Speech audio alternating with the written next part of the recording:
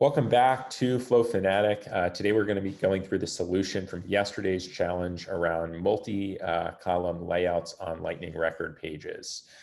But before we jump in, just a quick reminder, go ahead and sign up if you haven't already for the daily challenges at flowfanatic.force.com and follow us on Twitter at flowfanatic_C. All right, I'm going to go ahead and share my screen. So at a high level, today's challenge revolves around kind of two underlying components. We're going to need a Screenflow, and then we're going to need a Lightning record page in order to embed that Screenflow on. So we're going to start off by clicking on the gear icon, select Setup, come over to Quick Find and type in Flow. We'll select Flows. We'll click on New Flow. We'll click Next since Screenflow is already selected for us. We're going to choose Auto Layout Beta.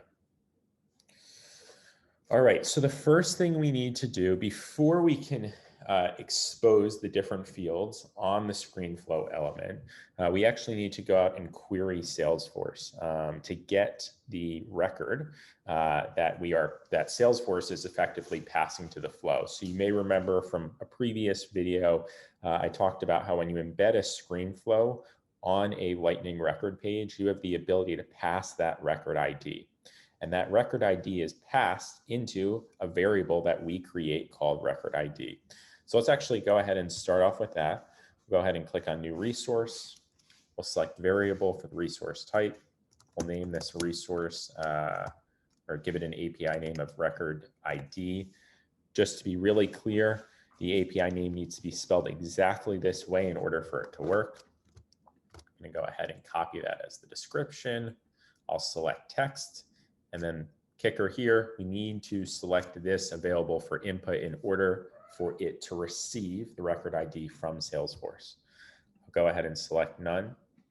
All right, and now just like I mentioned before, we actually have to go out and get this record so that we can then take those values that are currently on the account and display them as part of this Screenflow. So I'll select this plus icon, scroll down, and I'll look for the get records element. I'm going to go ahead and call this get account record.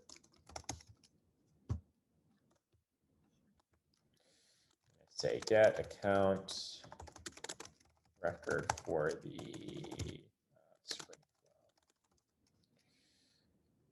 Get the current account record for the Screenflow. And then under object, I'm going to select account. And I'm going to say, tell Salesforce, which account do I want to get? Well, I want to get the account where the ID matches that record ID that Salesforce passes to us. We'll store only the first record, and then we'll go ahead and store all fields. Click done. Okay. Next thing is the Screenflow. So we're going to go ahead and click on the plus. We're going to add a screen. We can just call this the account screen. And then here's the big piece, and this is actually new. This is in beta right now. We have the ability to add in sections, okay? And we add in sections, we can store multiple columns, okay? So I can click on add column. We can have 4 columns or up to 4 columns. In our case, we're going to do 3 columns for today's exercise, and we're going to do a slightly abridged version here. We're just going to do 3 fields. I know the challenge was 12 fields, but to save time, we'll do this for 3 fields. The 3 fields that I'm going to use are the name, the revenue, and the SIC code. So I'm going to go ahead and add a text field for the name right here. I'm going to add a field for the SIC code. I'm going to give the SIC code a label. I'm going to give the account name a label. And then I'm going to drag a currency field on here for the annual revenue. All right, so we now have our fields added to the Screenflow, but now we need to populate those fields with the current value that's stored in the database. So if I come back to account name, I can provide it a default value. I'll go ahead and click in here. I'll scroll down. We have access now to this account record. By clicking on here, I'll go ahead and search for the account.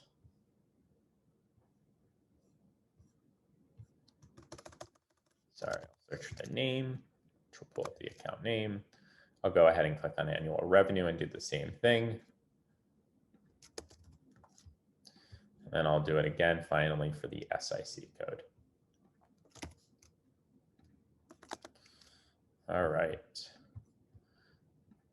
So I'm going to go ahead and save this just so I can show you what's happening so far. We're going to call this the account Screenflow. Go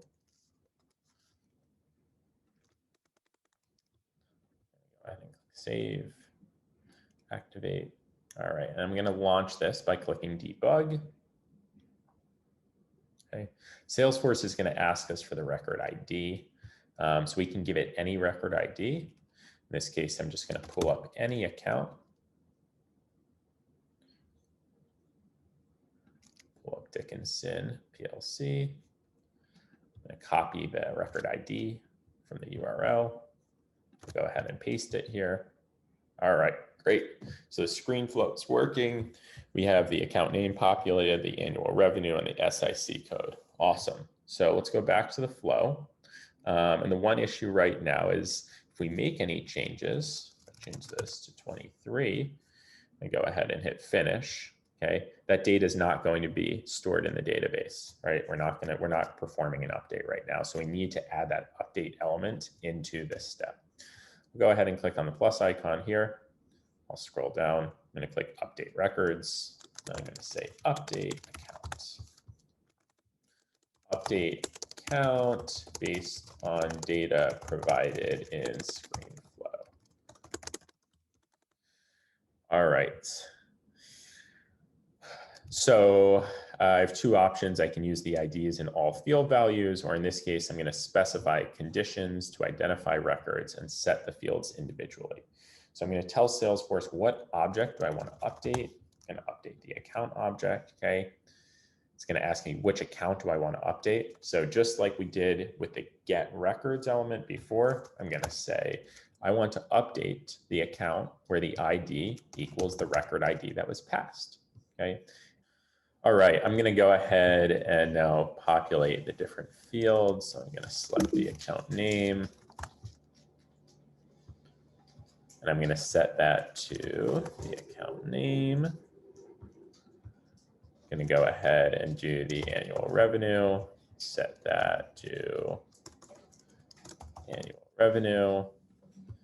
And then the final one is SIC code, and I'm going to set that to the SIC code. Go ahead and click done, click save as, click save, click add. We're going to come back to the Lightning record page. Go ahead and click on the gear icon, edit page. We're going to add the details tab.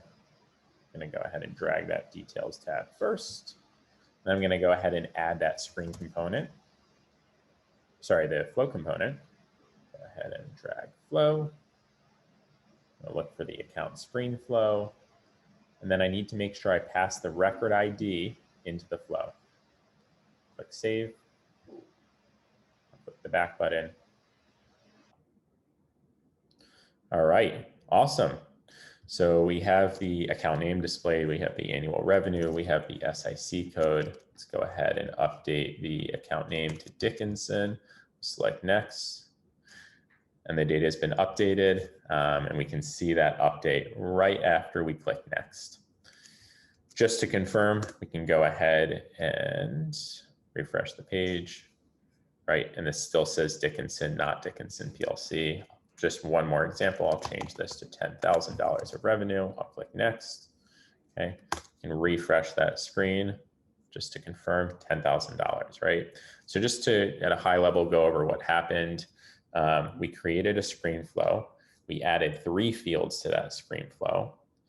We passed the record ID from the Lightning record page into the flow.